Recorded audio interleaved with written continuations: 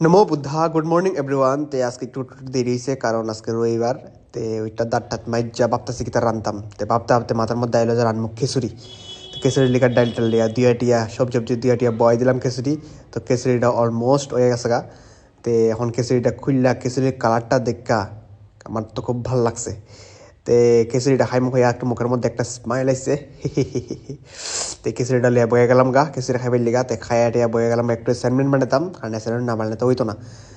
তো বিকাল থেকে বাইরে গেলাম একটু চা কফি খাওয়ার লিগা দুজনে। তো বাড়ি একটু ঘোরাঘুরি খইরা ফাইনালি গেলাম গা কফি খাওয়ার লিগা। তো কফিটা মুখের মধ্যে দিয়া